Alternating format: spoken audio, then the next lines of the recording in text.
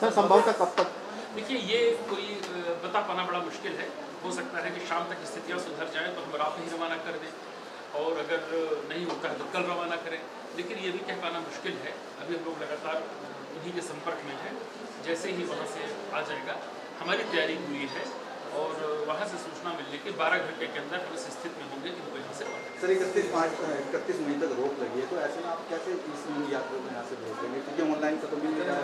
देखिए, प्रशासन को बहुत चिंता है इस बात की, और सरकार को भी है कि हमारे दूर दराज के जो यात्री आए हैं, जिन्हें प्रतीक्षा करते हुए काफ़ी समय हो गया है, उनको जल्दी से जल्दी चार धाम की यात्रा सुलभ कराई जाए। और रजिस्ट्रेशन ये सही है कि 31 तक सस्पेंड किया गया है, लेकिन कोई भी निर्णय जो प्रशासनिक होता है वो हमेशा रिव्यू के अधीन होता है। मौके और परिस्थितियों के हिसाब से हम लोग निर्णय लेते हैं। अगर हमें लगेगा स्थितियाँ सुधर रही हैं तो हो सकता है यह निर्णय रिव्यू कर लें, अगर लगता है नहीं सुधरी है तो 31 मई के आगे भी चला जाए।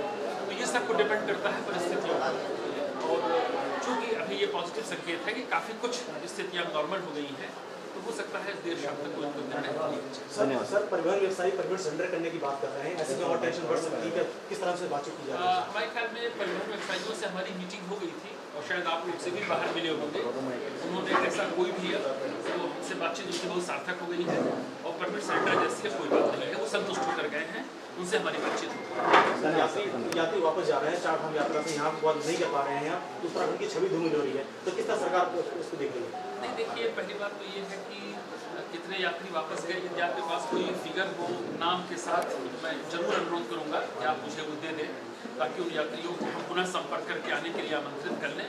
जैसा कि आप बता रहे हैं कि लौट गए हैं, तो जाहिर आपके पास फिगर जरूर होगी, तो मैं आपसे विनम्रतापूर्वक अनुरोध करूँगा कि वो फिगर प्रशासन की मदद के लिए आप उपलब्ध करा दें, तो उनसे हम बातचीत करके उनको पुनः आमंत्रित करने का प्रयास करेंगे। रही बात जो लोग यहाँ पर रुके हैं उनको निकालने की प्राथमिकता है। और दूसरी बात मैं और स्पष्ट कर दूँ कि ये लगातार सभी पब्लिक प्लेटफॉर्म पर, अखबारों में, सोशल मीडिया पर, इवन जो यात्रा की पर्चियाँ निकल रही थी उस पर भी था कि विदाउट रजिस्ट्रेशन यात्रा परमिट नहीं दी जाएगी। किसी भी दशा में हमारे लिए लोगों का जीवन अधिक महत्वपूर्ण है। यात्रा सुरक्षित कराना हमारी सर्वोच्च प्राथमिकता है। हो सकता है कि इस विलंब में 24 घंटे, 48 घंटे, 72 घंटे, 10 दिन, 20 दिन, महीना भर लग जाए, लेकिन किसी के जीवन से हम कोई खिलवाड़ नहीं कर सकते हैं। उनकी सुरक्षा सर्वोपरि है, और वो हमारे लिए टॉप प्रायोरिटी पर है। जब तक उसमें हम संतुष्ट नहीं होंगे तब तक अनरजिस्टर्ड लोगों को यात्रा की अनुमति नहीं दी जाएगी।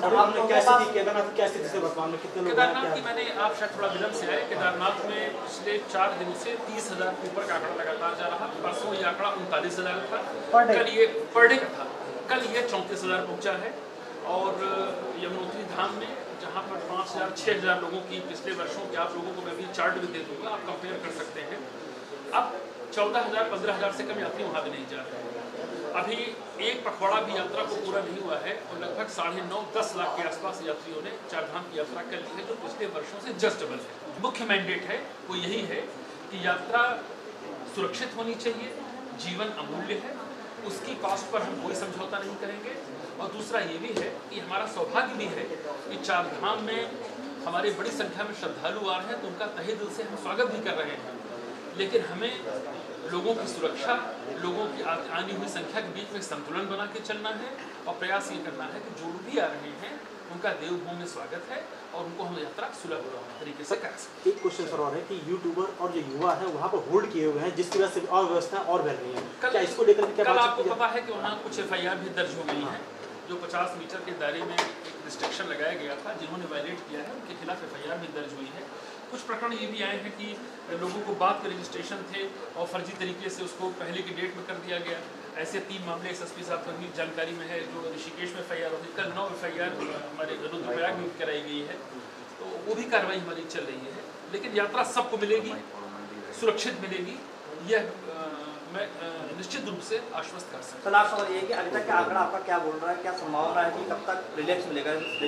मैंने आपसे कहा कि ये बड़ा डायनेमिक होता है, ये हर क्षण बदलता है, इसके बारे में कोई प्रेडिक्शन कर पाना बहुत मुश्किल होता है। लेकिन यह है कि स्थितियाँ चारों धामों में यात्रा बहुत सुचारू चल रही है, और ट्रैफिक कंजेशन भी अब लगातार कम हो रहा है। निर्णय कभी भी हो सकता है लेट इवनिंग में हम कुछ करें जो, लेकिन पहली प्राथमिकता जो यहाँ रुके हैं उनको भेज देंगे। सर अभी की मीटिंग का क्या निष्कर्ष निकला है? जो मैंने आपको बता दिया मीटिंग का निष्कर्ष यही है कि जो लोग यहाँ रुके हैं उनको पहले भेजने के बारे में शीघ्र ही निर्णय ले लिया जाए।